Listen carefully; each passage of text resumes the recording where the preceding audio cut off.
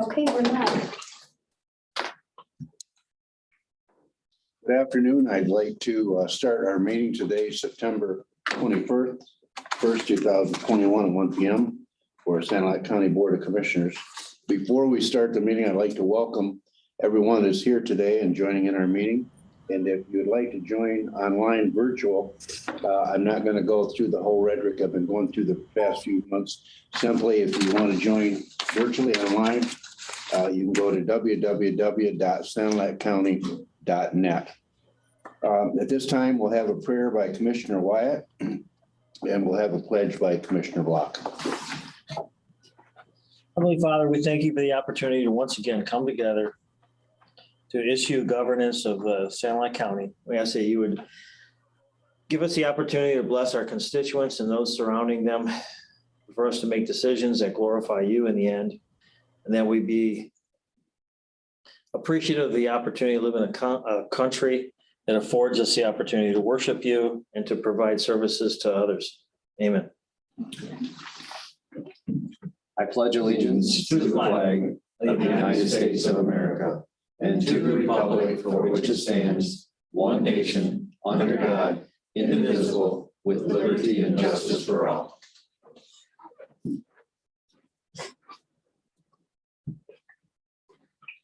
Thank you, Commissioner Wyatt. Thank you, Commissioner Block. At this time, we'll have roll call by Denise. District 1, Commissioner John Watt. Here. District 3, Commissioner Bill Sarpella. Here. District 4, Commissioner Roger Ballard. Here. District 5, Commissioner Joel Wyatt. Present. And District 2, Chairman Gary Hugel. Present. Thank you, Denise. Next on our agenda is additions, corrections, and deletions to our agenda. I have none. Does anyone else have any? Okay, at this time, I'll entertain a motion to adopt today's agenda. So moved. Support. There's been motion made in support to adopt today's agenda. Any questions, comments?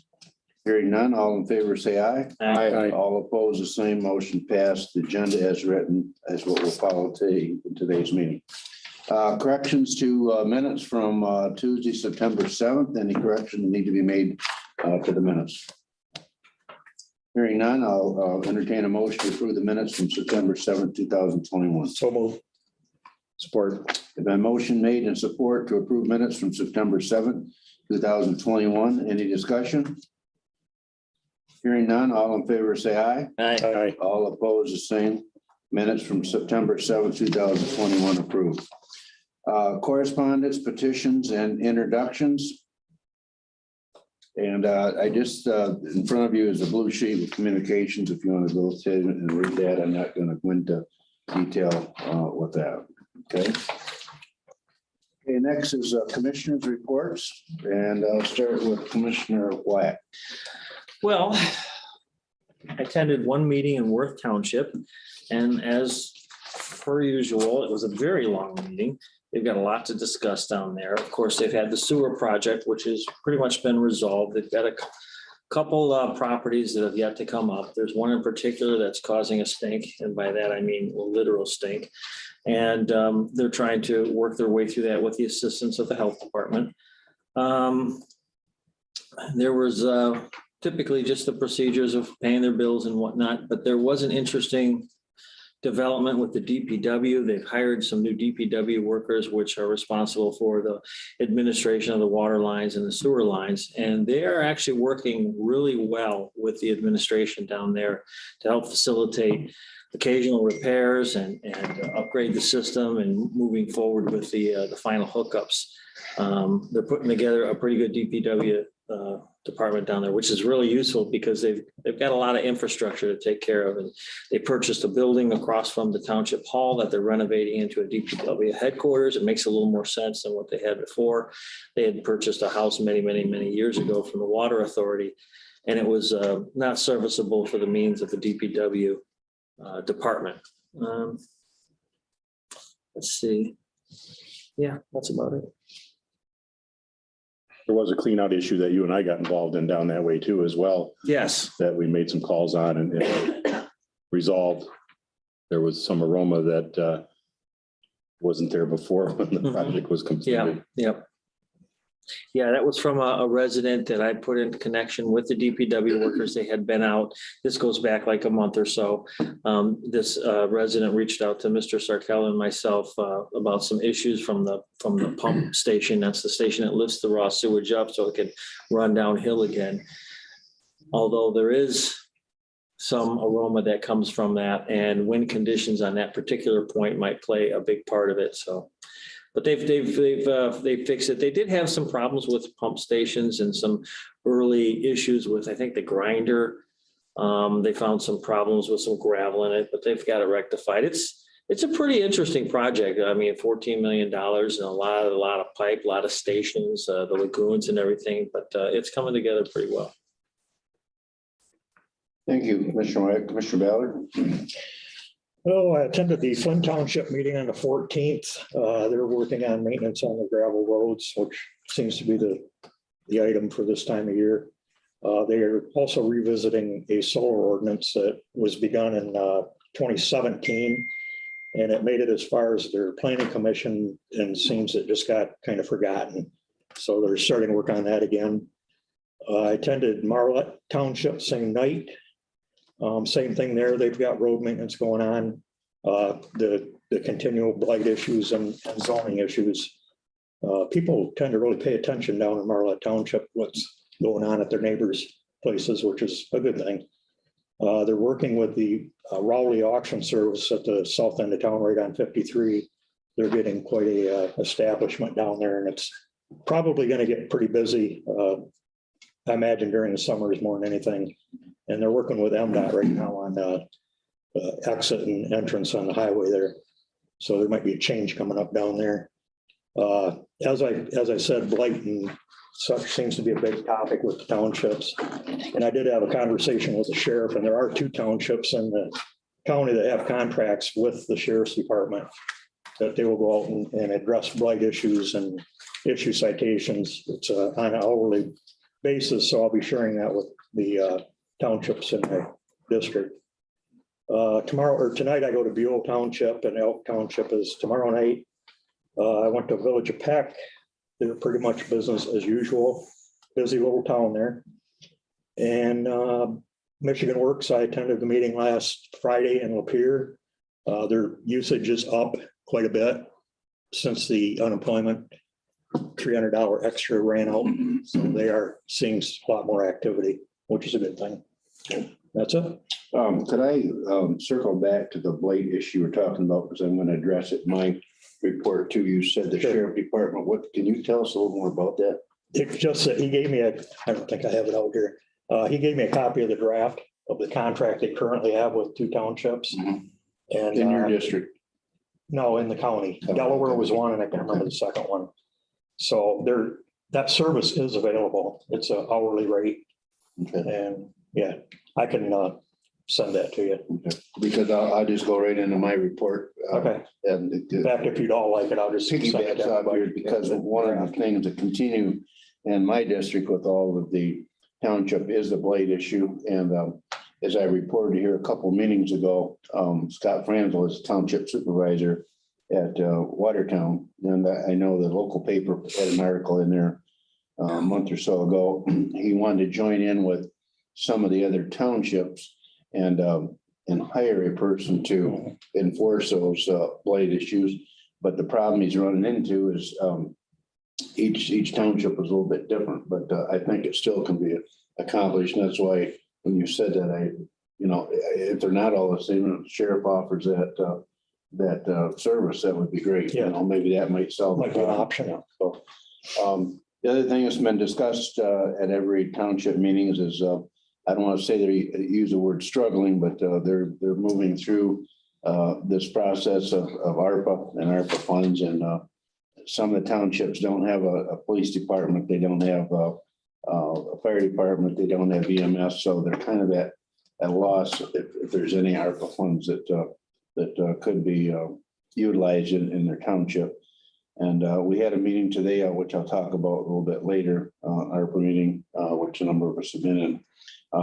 But the other thing I want to bring up is in the last meeting, I talked about a new culvert, a longer culvert going in for health and safety reasons at the end of Ruth Road and 46. And that was completed, I believe, Friday. And I went out and took a look at it. And as we all said, that we're part of that group, getting that initiated and getting MDOT to put that in. If it saves one life, it was well worth it. So that's been done. And Mr. John Harding was a contractor, did a fine job on it. End of my report.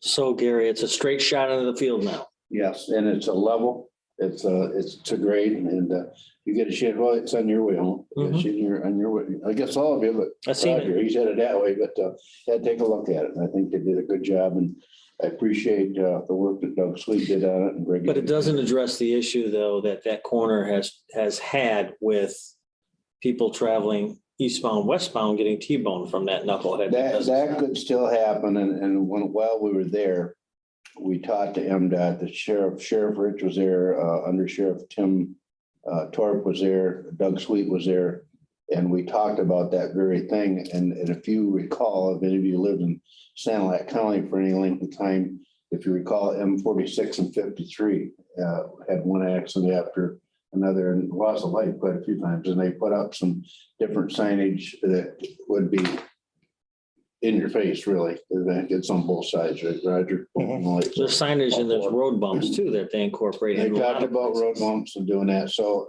those are all things that I'll tell you this, they're going to put new signage up right away. And road bumps, that has Rumble to be, strips, right? Rumble strips, that has to be talked with. And I don't know if Doug Squeeze is going to talk to the County Road Commission on this or not, but we had talked about possibly doing that.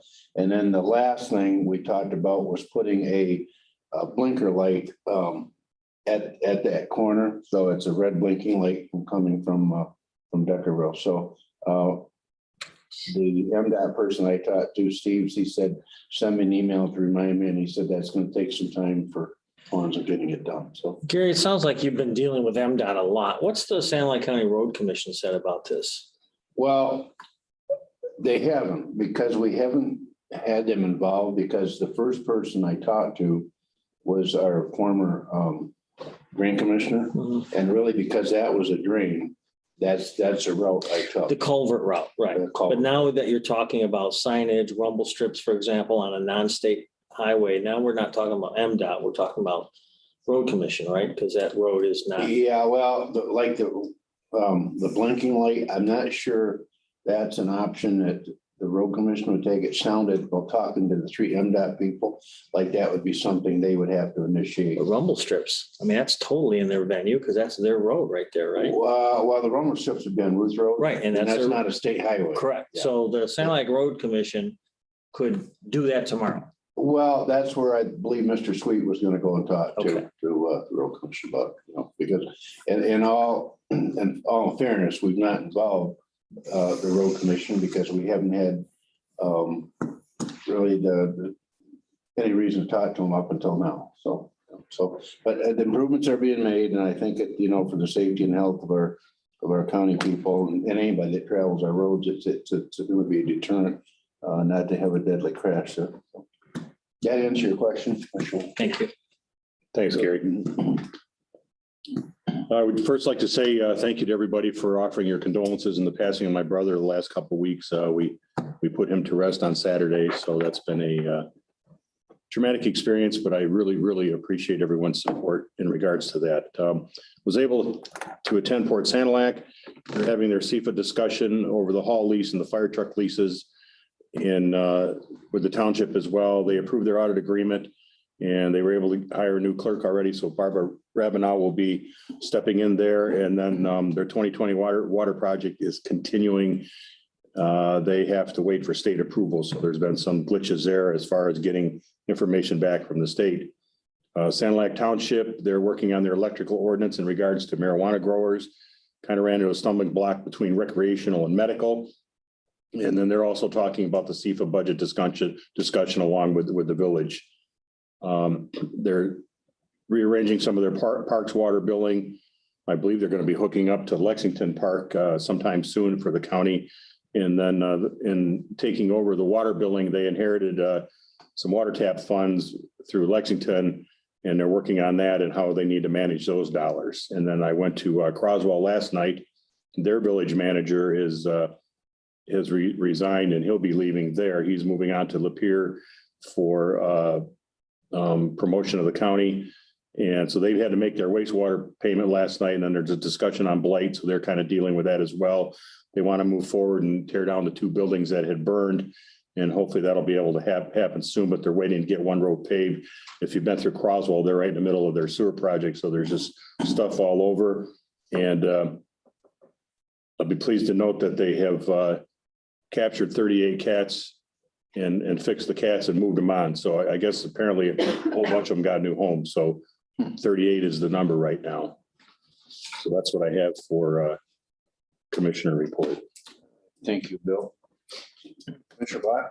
Yeah, so I talked to the supervisor of Marion Township. They're working on a planning workshop. Like a lot of townships, they've got solar, wind, and the marijuana issues all on their minds. So they'll be working on that. And then due to the sheer size of my district, it's hard for me to get to those townships. So the Minden Herald graciously allows me some space to put my commissioner reports in that local paper that gets to most of my district. In that update, I encourage the local municipalities to look at that ARPA funding. A lot of them have been resistant to it, but as we'll discuss later in our committee reports, we may have an avenue of being able to help them a little bit. Sure. And I also put a plug in there for our county parks, encouraging everybody to go see all the good new things, because being on that board, I get to see a lot of the improvements. So that's what I put out in my report. Okay. Thank you, Commissioner Black. This time we have, our administrator's report by Tara. Yep, just a few items to report on today. We've been working really closely with the medical care facility and their staffing shortage, which is having a domino effect on their census level, which is the number of residents they can keep at the facility, and then also their cash flow. So I know we have a motion on our agenda that we will be looking at amending. But I did want to mention and let you know that we are going to be at their board meeting next week. Chairman Heberling, Commissioner Ballard, myself, and our finance director will be attending. So we can hear what their board has to say regarding how they're navigating this low census and how they're going to overcome it. We're also working on an RFP right now. We're hoping to get that posted with hopefully by tomorrow or Thursday at the latest. It'll call for an operational review of the facility. Just to identify areas for improvement and help provide some strategic vision. So you'll notice in that amended motion, it's about the tax credit, the employee retention tax credit that they'll be applying for. Their initial request was to start with filing 1 quarter, but I did want to make you aware that they are looking to file for all 4. So I'm assuming we'll have more discussion during their board meeting next week, so we can bring that back for you to review. And then in addition, I have an update on the tax appeals for the wind turbines. We thought we were doing really well as the MREC committee. We did have DTE reach out to MREC to have a conversation. That conversation went pretty well. We felt that DTE was very supportive of trying to resolve this taxable value dispute that we're in. They were very concerned for the communities, the school districts, and we were really excited. We formed a negotiations committee. We were ready to meet with them as soon as the next week after the meeting. And then we received a letter from their attorney basically giving us 2 options.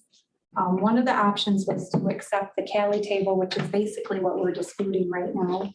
And the second option was to hire some experts to evaluate the depreciation schedule, which we've already done.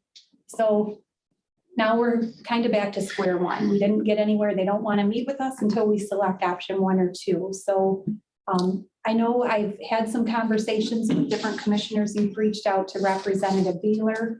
He is going to co-sponsor that bill that's being introduced today on the taxable value of the wind turbine. So that should help us. I haven't heard yet if that was introduced this morning or where that status is, but as soon as I have information, I can update you on that too. So overall, a little disheartening, but we're proceeding with Who was the group that gave us the 2 options? DTE. So we have windmills with DTE and then also consumers. For a while there, we thought we would have a profitable discussion, We did. and DTE came back with that. Mhm. Yeah. So we're back to the drawing board. There was a DTE representative that was interested in having a discussion. Maybe we need to, He was on that, he was actually part of that conference. Michael Sage is, he typically is here at our meetings, and he was very supportive of trying to resolve this. There were a few of them that were, so it was, well, they all seemed to be on the call, but then something obviously took a And turn. there's two ways to resolve it, apparently. Yes, 2 ways. That's it. So what did the group say? Any discussion after that about this? While we're proceeding through, that bill, we're trying to introduce this bill, which would help establish, the depreciation schedule. It'd be similar. There's some solar. Does this discussion indicate going- that maybe they feel that there's some traction in this bill? Yes, I would say so. I think too, DTE probably is taking a lot of heat right now. I mean, we're all watching the news and seeing what's happening in southeastern Michigan as far as people complaining and not having power right away. So I'm assuming that we're just adding to, the negative publicity, if you will. Well, I would hope, and I think it will have some traction of the bill that Representative Beeler is sponsoring today. I think will have Yes. give us some good positive feedback and traction too. So, Mhm. don't underestimate the energy lobby in Lansing. oh, no. It's a powerful force. Yep. It's a lot of money, lots of money. Well, I'm sure the attorney is compensated on the settlement amount. So why would he want to back off the dollar amount that we're discussing and then go for the whole pie, so to speak? A lot of money at stake. I mean, at least for our, for our county, for our local municipalities, our school districts. All I have. Yep. Thank Thank you. you very much. Appreciate your report. Next is public comments. And this part of the public comment in our agenda is for the agenda only. And it's a 3-minute time period. And I want to read a bulletin that we put together. I'd like to read, and I believe that Commissioner Block is going to read it in his meeting too. This meeting is for the purpose of conducting Sanilac County business in a view of public. It is not a meeting of the public.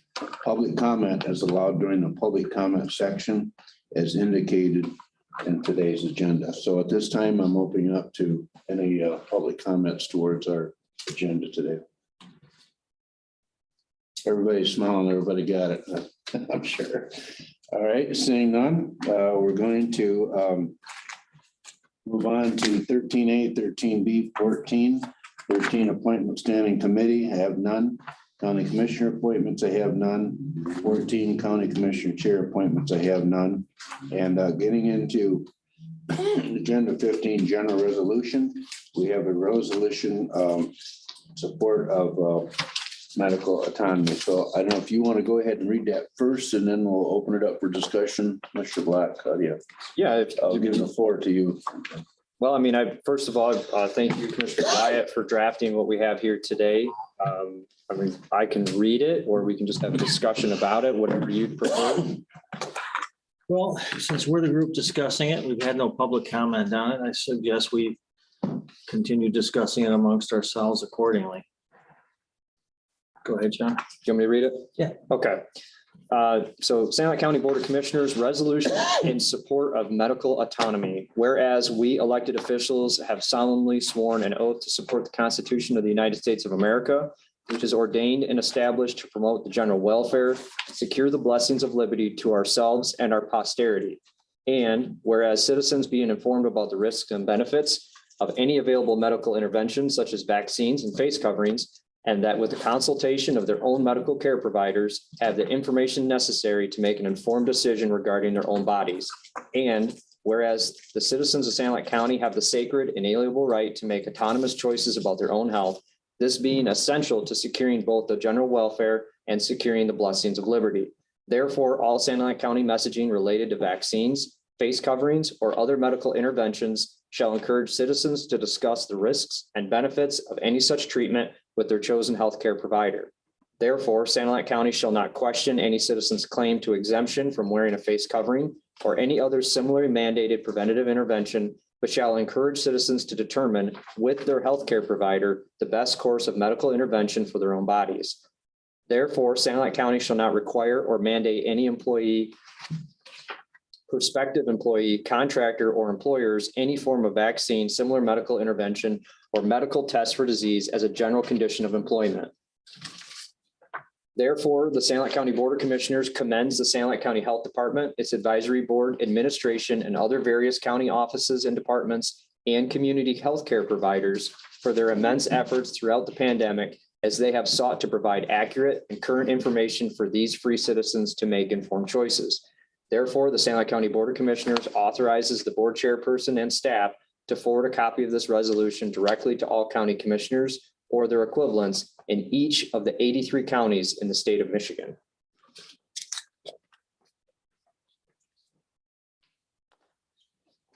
And then also, being this is related to public health, I thought it prudent that we send this to our Board of Health, which is an advisory body to us too, in these types of matters. And the Director Wilkie and the Board of Health collaborated on what you have that has this document with some purple and some different ideas in it as well.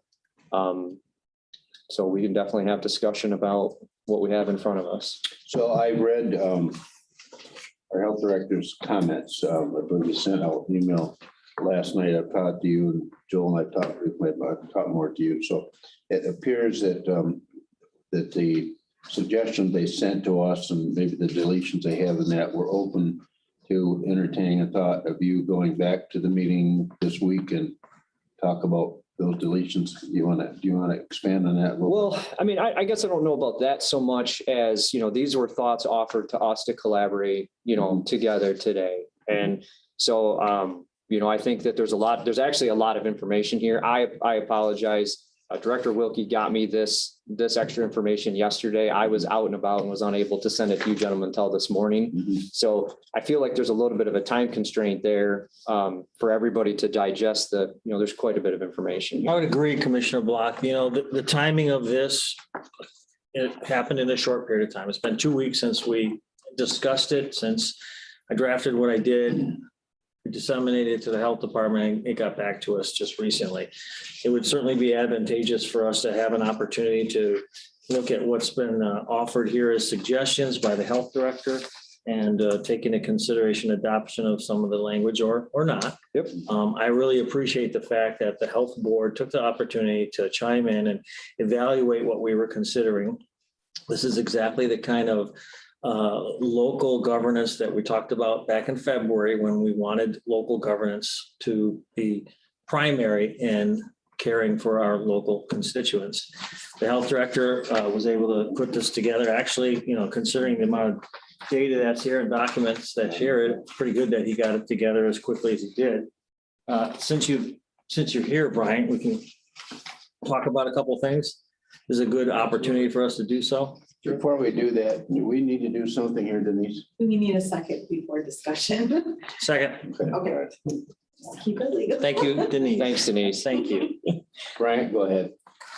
Well, and we do appreciate it as a Board of Health and Chairperson Jamie Dawes and John's offer and yours to be able to come forward and give you some input into it. And that's how we really want to run business, is to support ideas and in your needs and giving you the right information to make, sound decisions. And so we did try to put together something concise and discussion points on each of the sections that we felt needed some correction or some ideas behind it.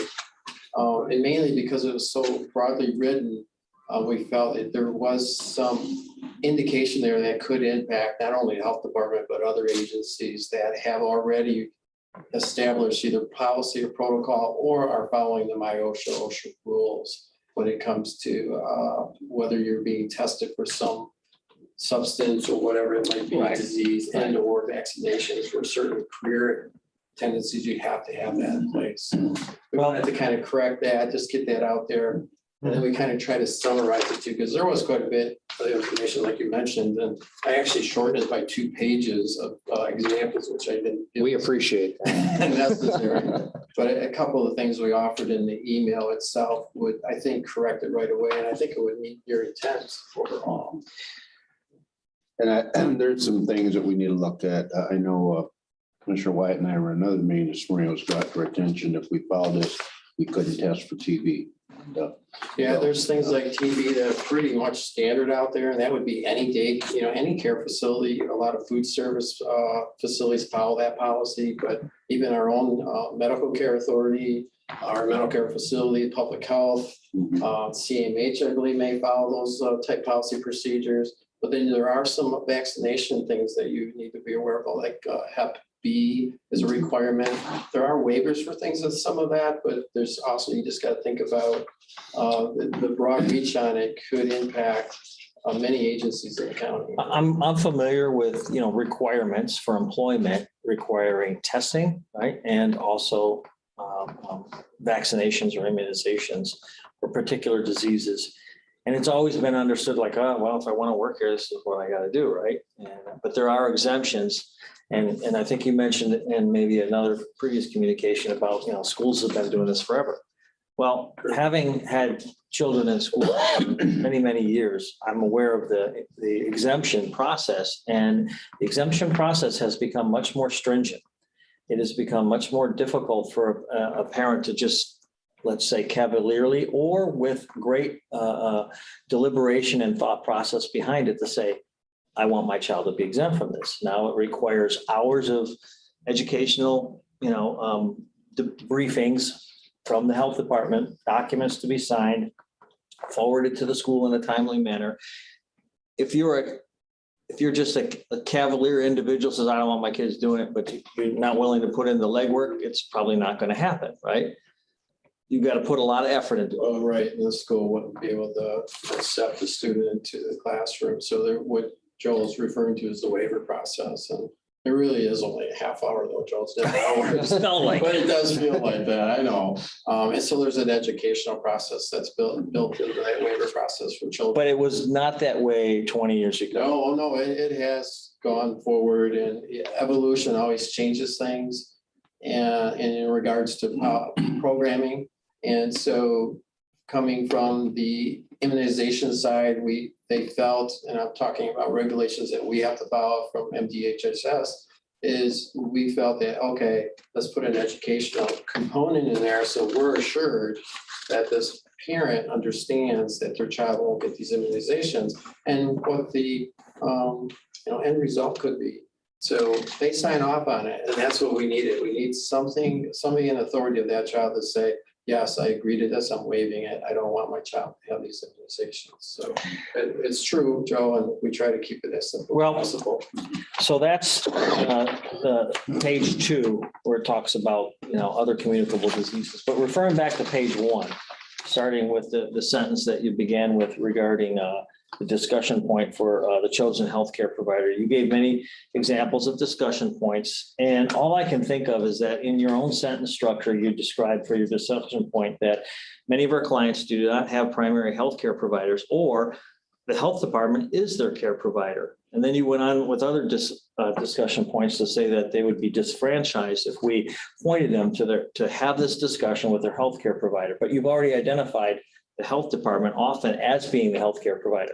So nowhere in this messaging does it require that you don't give them information as a healthcare provider, or at least in terms of how you see your mission is in the case of those individuals without identifiable healthcare providers. You give them the information, you give it to them just like you do, like you described with the immunizations talk, a half-hour chat, whatever.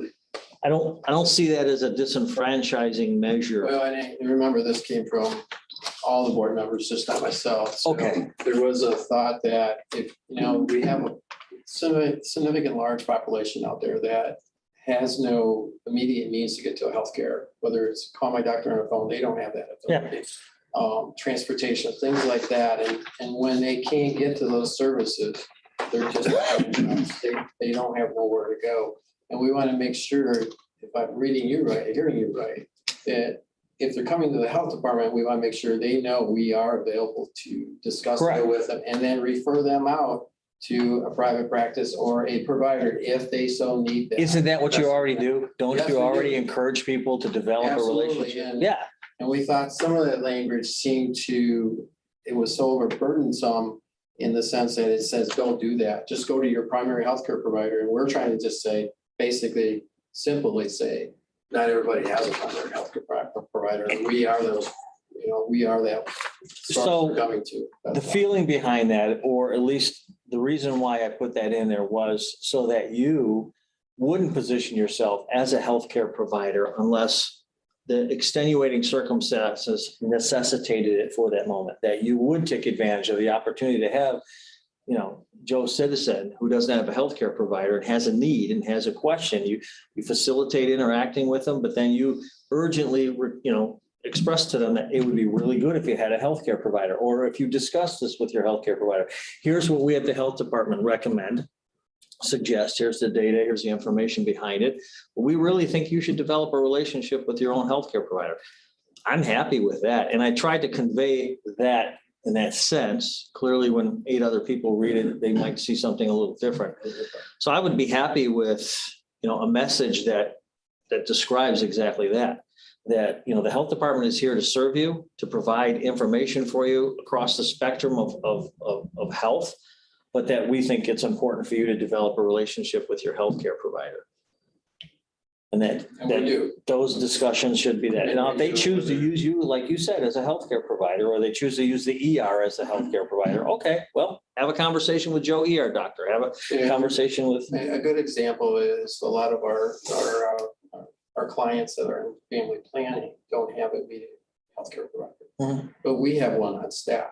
So they do the consulting with us or with a client to get them where they need to be in their services. So that's a direct connection, but there's also the building of connections with the community providers on immunizations. I mean, we are the authority on immunizations. We inspect their facilities, we manage their inventory and things of that nature. So it's in motion. It's something we've always done in public health. But we just didn't want, the language to us looked like a little overburdensome, overreaching, that we want to make sure that we're educating the public that you can come to us and talk about this. If somebody's, questioning, should I get a COVID vaccine? We can talk to them about that. And we always do refer when they have, those medical questions. Hey, you do need to see a medical provider because there are some folks that can't take immunizations and things of that nature. I would say we've seen, or at least I've seen, both in radio ads, printed ads, television ads, a change in the tone recently in the last 6 to 8 months of talking about consult your healthcare provider. Now, granted, the slant and the bias is heavily for just get vaccinated and shut up, but they're putting in the provisions of see your healthcare provider, make the choice yourself. It's your decision, it's your choice. That has really been noticeable over the last 6 to 8 months, right? And now we have the possibility looming on the horizon of not having that choice, and which is the reason why we have this whole thing in the first place. Well, I think our president has made that comment. I don't know if OSHA has put that into law. Not yet. But, it's probably coming, right? We know something is coming, and that's going to mandate it for certain sectors of the workforce. So what that will look like, I know I'm getting a lot of questions from staff and people out in the community. I don't know what that will look like. There is always an out though, and we have to understand if you don't want the shot, there's a testing out. That's the way I'm understanding that language is going to be written. So there is an out. We just have to gear up and be prepared to test. What about, Brent, what about a religious exemption? I've heard that this is something that could be used and you have to have information or maybe something from your priestry or your pastor to go along with that exemption when you file it. Is that? So far, I haven't heard of a religious exemption, but that doesn't mean they won't provide language in it. Whatever they push out as a regulation or emergency rule doesn't mean they won't have that within that rule. Brian, in your expertise, when OSHA puts out an emergency rule, that's only enforceable for a 6-month period. Is that? Unless it has a set date time period. Okay. That's correct. So then for OSHA and this, the thing that has spurred the concern in the community about mandated vaccines, if they were to make that a permanent rule, that would be a more lengthy process for OSHA with panels and they have to receive input from Yes. industry leaders. So Yes, there's got to be, whether it's 6 months or not, I don't know what the date is, but there has to be an end date. They always could renew that based on their emergency powers, but you're right, there would have to go into multiple hearings, information retrieval, data to support their long-term rules. Okay. In that nature. you know, whether you said you don't know what it's gonna be yet. I don't. But I would hope that there'd be some common sense used, because I would believe right now, if they said everybody in the health field has to have a vaccine, there's thousands of people out there probably gonna lose their job over it, and it's gonna hurt our healthcare, you know, so. If I can facilitate this conversation, I don't want to cut anybody off here. I want everybody to have a chance to speak, but we'll take a look at the rendition you sent us. And I know that Commissioner Block, you have a meeting with the health department. Yeah, on Friday. we do. So what I'd like to say to our commissioners here, we'll take a look at this. If we've got ideas or if we've got some questions, we'll hand that off to Commissioner Block. And then Friday, you can take that back and have more discussion on this. I guess bring back what the general consensus of what this resolution should look like. Is that where we're at with this? I have a couple other questions. Since Director Wilkie's here, I'd like to take advantage of his opportunity to present himself to answer our questions. I think I appreciate you taking time out of your day, and since he's already taken time out of his day, I'd rather pester him now than pester him later. Are you good with that? Without If I can being answer. unduly long, you know, we're talking about a couple. Remember that different part, Joel. Yeah, you got the Department of Labor with OSHA now entering into, disease management. Is that something OSHA's regularly, been involved with? Your environmental health They've been involved in disease management. through foodborne illnesses and things Well, like no, that? when you talk about OSHA, it's the workplace. Right. But infectious disease, yes. You're talking occupational hazards, from asbestos to so on. and Not so disease, forth. though. I mean, Well, the infectious asbestos disease- leads to disease, yes, but in terms of, we're talking about viruses and bacteria. Where has OSHA ever had a standing on virus protection and other than like in labs that manage it and the proper procedural? You're heading down the right road because you got labs, you got food processing plants. But for the average OSHA's individual, hand is into that area, yes. so you don't see this outside of scope of their standard operating? No, I believe there's an OSHA standard for the Hep B, TDAP, which is your tetanus. There's a lot of requirements on OSHA, my OSHA. In this case, I assume it's going to be an OSHA requirement, Mhm. so my OSHA My OSHA will follow, yeah. They'll follow it, or they'll just let the vets regulate it, and we'll have to follow the OSHA requirements. Well, unless anybody else has questions, I'll, Yeah, and Brad, we understand under law what your position is and how you have to enforce things, and we're not. I appreciate that, because it does get a little bit of contentious, because we have rules we need to follow. And believe me, we think about all aspects, we try to, we can't cover everything, but that's why we need, as a public health board and a commission, to communicate so that we can work through those things. Communication's always best. Right. Yeah. I'm sure you appreciate the position that we're in, Oh, yes. in the situation of, the long reach of government and what we've seen in the last year and how difficult that's been. I hear that, get phone calls and texts every day. The only phone calls, texts and emails I get are from that side. So, but I'm glad we have the dialogue. I appreciate you being here to answer questions, and You're welcome. Thank you. Thank you. Bill, go ahead. I think we have a motion maybe. Oh, yeah. To move this. to table this to table. who made the motion? I made the motion. You gotta make it, okay. You, So I move that we table this to our next regularly scheduled meeting. okay. Thanks, Brian. Any further question? All in favor, say aye. Aye. All opposed, the same. I just have a comment related to COVID. I guess Sand Lake County was mentioned in the Detroit News today. I haven't seen it for myself yet, but came from a good source that we are the only county in the state that has not had a significant increase in cases. Have you seen that? You want me to address that a little bit? Yeah. Yeah, Before I came over. Let's get it aired out right now. I was a bit surprised too. You're exactly right.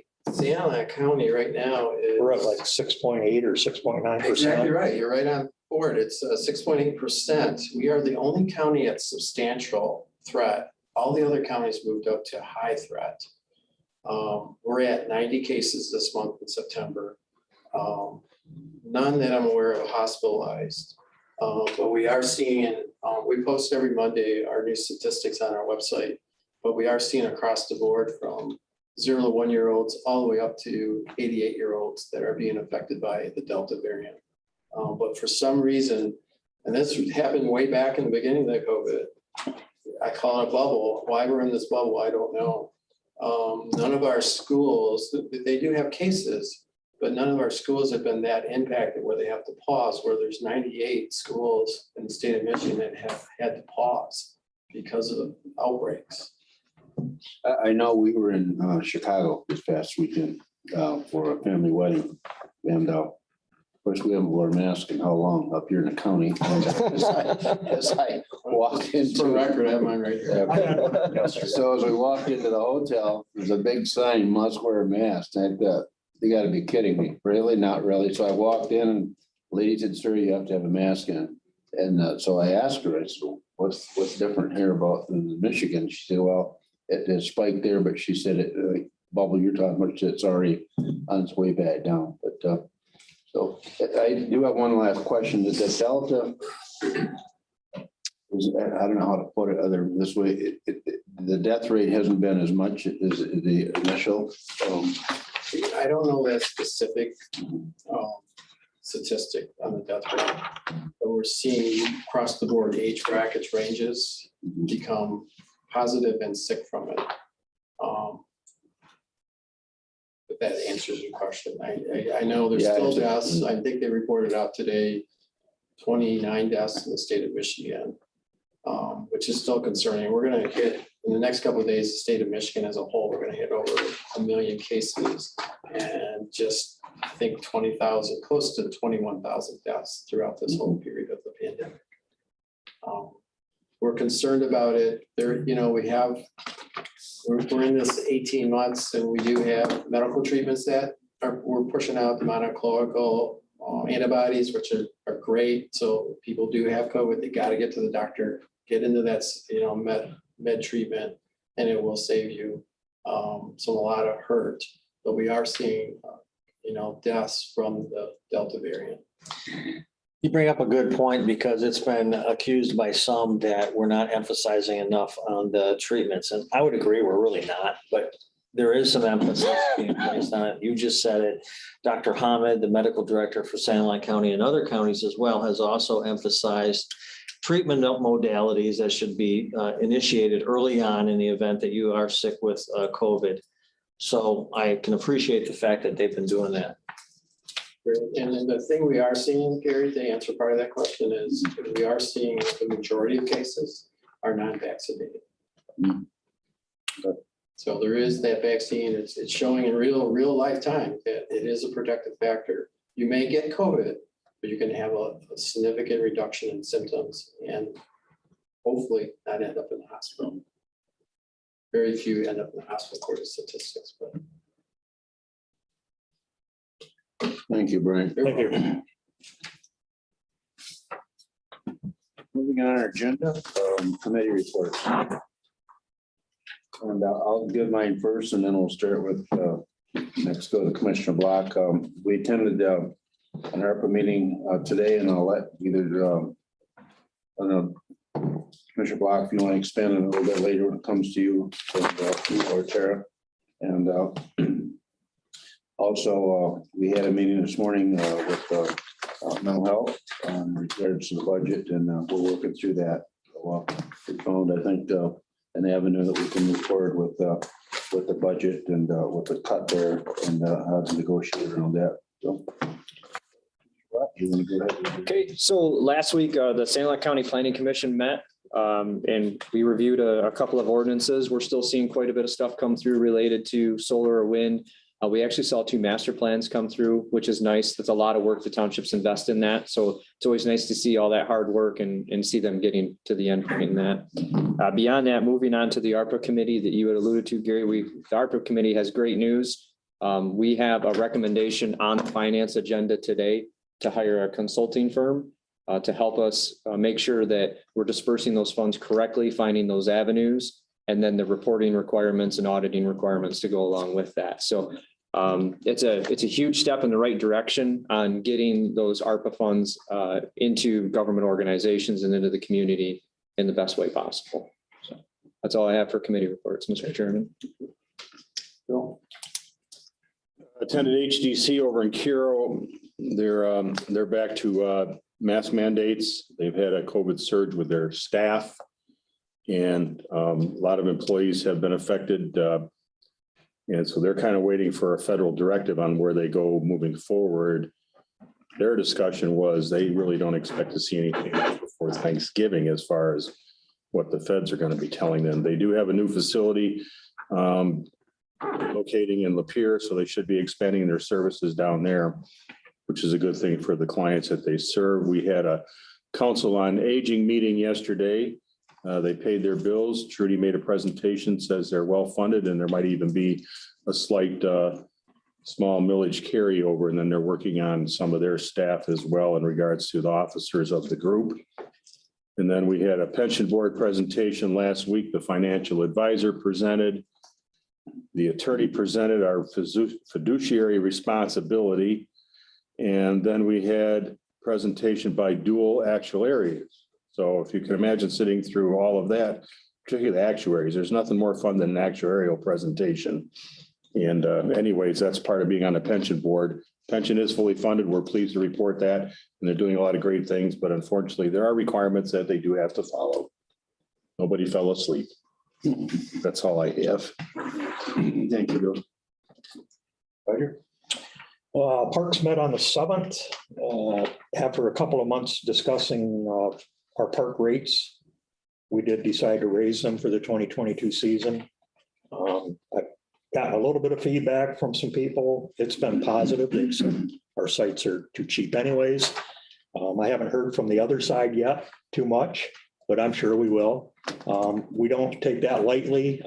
We don't just raise rates for the sake of raising them.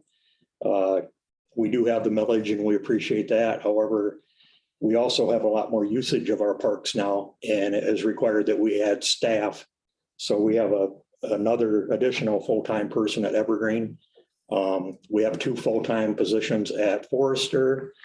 And this year, I didn't take a count, but I believe we had 8 seasonal workers at Forester Park, which is way up from previous years. But it has also showed the park is in much better condition and very clean. So I'm sure, like I said, we'll hear things, but it'll allow us to use our millage money as it's intended, which is for improvements at our parks. I did receive news that we got our preliminary score on our grant for Forester Park for our playground. That's about $160,000 project. We scored 265 out of a possible 500, which doesn't sound that great. However, when you look at the extensive scoring they do, there are some areas we do not score any points. If we were in close proximity to Detroit or the Metro Detroit area, we would have probably gained 150 points. So we're really in a good position right now. And we have till the 1st of October. There might be a couple of areas we can gain maybe 5-10 points. So that's promising on that. Last Friday, I got on the radio with Eddie Fury. I was supposed to be on Wednesday and they lost power. So I had to get up and be available too early 2 mornings in the week. But it's worth every minute of going over there. I actually got probably a half hour of radio time and talked about parks and what's going on and what's coming down the pike. So that's it. Thank you, Roger. Commissioner Wett. So the Sand Lake Transportation Corporation, we had a board meeting September 15th. We adopted, pretty much finished up on the employee handbook. That was a work in progress. That's always useful to have. There was a closed session discussing a personnel issue that got worked out well. There's a assistant manager's report, which is currently coming from the manager as the assistant manager is out on a sickness and illness. There's an issue involved in that has been handled well. They're working on getting some funding for the buses that we approved, right? Except for, here's the deal. Ford doesn't have any chassis. I guess they're F-450s or something. And they're like, van type, isn't it? yeah, medium duty trucks, they call them. There's none available till 2025. Oh, geez. 2025, yeah. So we talked about possibility of utilizing other chassis for that, although in some way they end up using Ford. And it sounds like it comes back to the same problem. So my understanding is like Freightliner will use a Ford chassis, but a Freightliner drivetrain. Not quite sure how that works. But it was discussed. We are looking at other avenues of different chassis. We were looking at those kneeling buses. We spent time, some of the members of the board went down to St. Clair County, looked at their kneeling buses, feel like that'll be an advantage. There have been some issues with the steps that they've got to go up. They've got the wheelchair ramp and everything. It becomes problematic for the operator of the wheelchair ramp when they're not able to be with the individual in the wheelchair. Some people don't like being up there all alone on that ramp as it goes down, but you're not allowed to have an individual on that. So we're looking to change the type of bus that we have to better facilitate that comfort level on those individuals' parts. Let's see, found out an interesting thing, just as a matter of note, that the Sanilac County owns that building and that property that Sanilac Transportation Corporation operates on. We lease it to them for what, $1? Just interesting. And, that's about it. Thank you. We have no old business. We'll move into new business, and I'll give you guys a minute to turn your pages there. The first new business is FA 031 NFA and in parentheses A, authorization to apply the employee retention tax credit. Sanilac County Board of Commissioners hereby authorizes the administrator controller to submit an amended quarterly 2021 941 federal tax return on behalf of the Sanilac County Medical Care Facility to claim an employee retention tax credit. Further, the calculation for the ERTC is to be reviewed by an independent auditing firm to ensure the reimbursement is not duplicative of other federal reimbursements received for payroll expenses in Q1 2021. If authorized by the IRS, all ERTC funds are to be held in an escrow account for a period of 3 years from the date of receipt of funds. In addition, the board refers the medical care facilities request for ARPA funds to the ARPA Fund Committee for further consideration. Further authorizes the medical care facility to solicit proposals through the county's RFP process to conduct an operational audit of the facility with funding from the medical care facility budget, with results presented to the board. To the board, should be Board of Commissioners. We can change that to make it more clear, but yes. Okay, yeah, I'm gonna amend that to the Board of Commissioners. While we're amending, where it says further authorizes the medical care facility, it's actually directs. Okay. Or directs and authorizes, because we absolutely want that done. Authorize and direct. Sounds good. I accept that friendly amendment, Commissioner Wyatt. Thank you. Any other changes need to be made to that? Okay, I'll entertain a support. Friendly amendment. Support for discussion. Oh, friendly amendment support. Yep. Okay, at this time, I'll open it up for any further discussion or questions. And I don't know, Tara, if you had any more thoughts on it or discussion, if you want to, anything you want to add to it or, Nope, I don't. okay. Well, you mentioned earlier about that they're looking at additional quarters. Is that going to be a separate? Yes. that would be Consideration? Separate. And I think that needs to be, there needs to be some discussion with part of our board of commissioners. That meeting. Have any of you guys spent any time talking with Tara about this? Tara and I have talked extensively Yeah, about it. And as think have I. the key here, there's probably This isn't two an moving easy parts, but I think. decision. Pardon me? This hasn't been an easy decision. No, it's not. It's kind of put us in the middle. We've got to make a decision one way or the other. And I don't know if either decision is a good decision or bad decision, but we have to keep it afloat. What I think the key is, as you said here, 3 years. and we added directs and authorizes an audit. That has to be done. There's no no ifs, ands, or maybes about having an audit. But So I the think time- that was a key deciding factor that swayed us to say yes. Would you agree with that? It does not address the payment of it. We discussed the paying of the audit. That agency should pay for the audit eventually. Right? It does indicate in here that the, I'm missing it. Oh, with funding from the medical board care facility budget. Yep. So in the possibility that that audit is extensive and they need some other payment method beforehand. We had discussed about the possibility of paying for it with reimbursement at a later date, once funds have been secured through other avenues, right? Yeah, I mean, is this going to be super expensive or? it's hard to say, Yeah, honestly. I mean, a normal financial audit for us could be anywhere from, we're currently paying about 42,000 for a financial audit, but we've seen them Operations. upwards of 60, 70. I think even one bid was over 100,000. It really I depends. don't want to, you ask a very valid question. And I want to be careful how I say it and what I say, because it could be construed the wrong way. Any decision that this board makes for most anything is always a calculated risk. And we have to base it on facts, historical, statistical facts. And in this case here, Commissioner Wyatt, I think we went back and forth. I know we've all talked about this even amongst ourselves. Yes, it's a calculated risk. Yes, funds are coming in for it. Yes, we have to have an audit, but I think it was a good positive calculated risk, if I could say that. oh, I'm agreeing with you, Chairman. I think that the position we're taking is absolutely the correct position. I just don't want there to be a hindrance on the part of the medical care facility saying, you know, we're really scratching for funds in a temporary, we can't afford to get this audit, we're gonna have to wait. My contention is this audit needs to be initiated as soon as possible.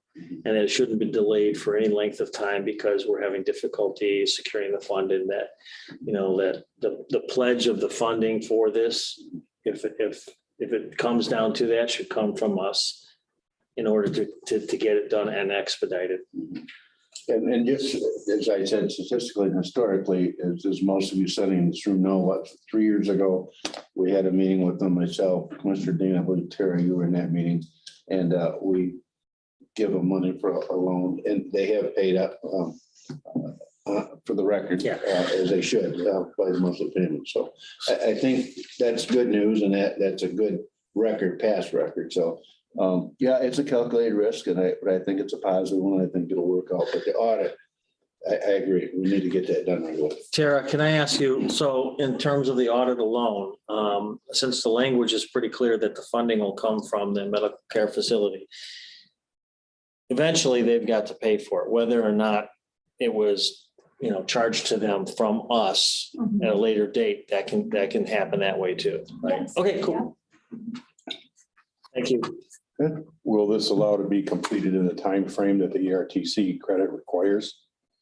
No, the ERTC has to be filed pretty quickly because it sounds as though that funding source could be rerouted to another plan because it has low utilization. That's what they've told us, Bill. They've said that the opportunity to do this has to be ASAP before middle of October. Mhm. We would never get an operational audit done by then. Right, but I'm hearing middle of October for the ERTC credit. Correct. Originally, the discussion was beginning of October. Well, true.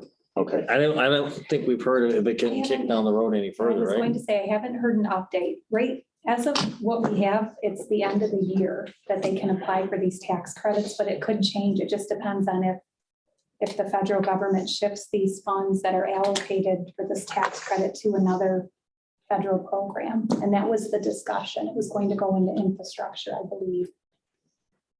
I haven't heard an update though. Bill, did you have any other comment? no, that was it. Okay. I mean, you're in agreement that operational audit's a good idea regardless? Almost certainly. Yeah, thank you. Yeah, that's how that kind of Yeah, evolved. that's That's been all of our discussion with Yeah, that. good. No question about it. Okay, seeing or hearing no further questions or discussion, all in favor, say aye. Aye. All opposed, the same, motion passed.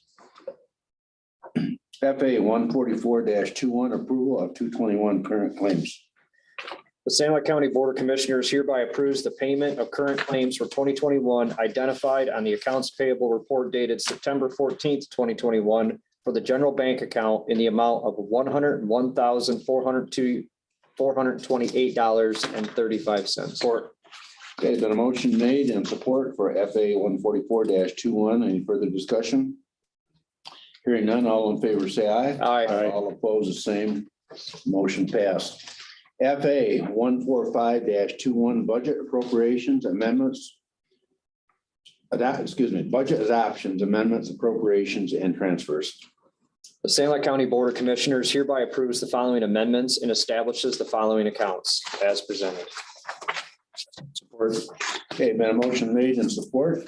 Any discussion, any questions? Hearing none, all in favor say aye. Aye. All opposed, the same. Motion passed. Next on our agenda is FA 146-21, approval of additional general fund bank account checks charged to August 2021. The Sanilac County Board of Commissioners hereby approves the payment of additional general fund bank account checks charged to August 2021 as follows: $231,050.35 in ACH payments, $152,274.58 in checks, for a total of $383,324.93. Support. Okay, been a motion made for FA 146-21 and support. Any further questions? Hearing none, all in favor say aye. Aye. All opposed, the same. Motion passed. Next is FA 147-21, approval of county child care budget 2024 circuit. The Sanilac County Board of Commissioners hereby approves the county child care budget summary DHS 2091 with the Department of Health and Human Services for 2022 in the amount of $841,540.83 and further authorizes the board chairman to sign the necessary document. Entertain a support. Support. Okay, the motion made and support of FA 147-21. Any further discussion? Hearing none, all in favor say aye. Aye. All opposed, the same. Motion passed. Next is FA 148-21, approval of FY 2021, section 5311, capital formula grants. The Sanilac County Board of Commissioners hereby approves the FY 2021 Section 5311 operating formula grants for rural areas programs and further authorizes the board chairman to sign the necessary document. There's been a motion made in support for FA 148-21. Any further questions or discussion? Hearing none, all in favor say aye. Aye.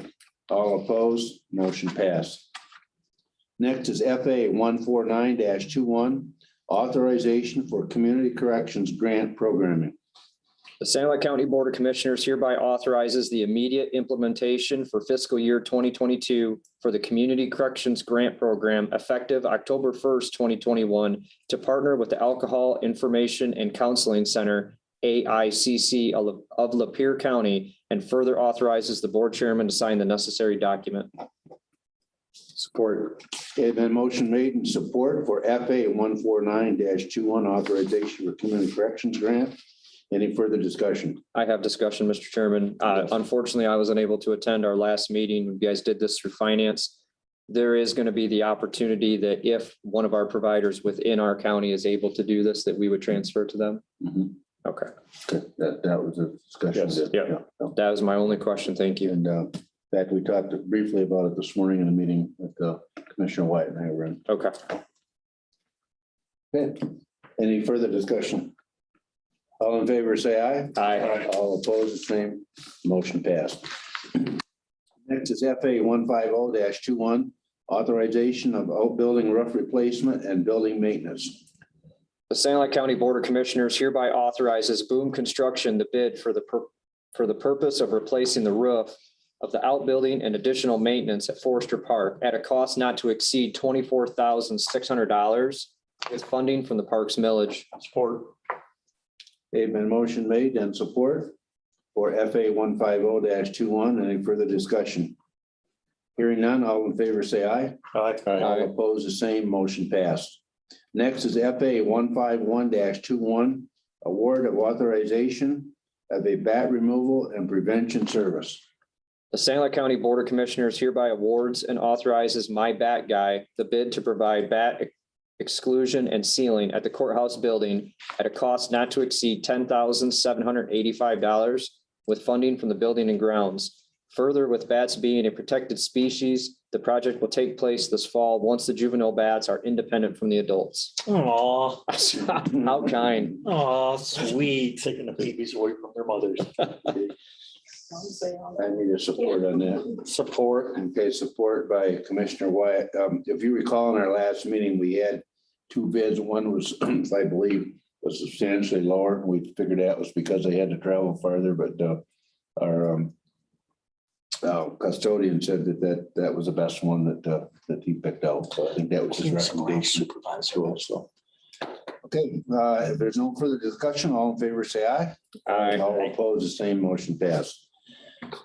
Next is FA 152-21, authorization for child care fund release payment.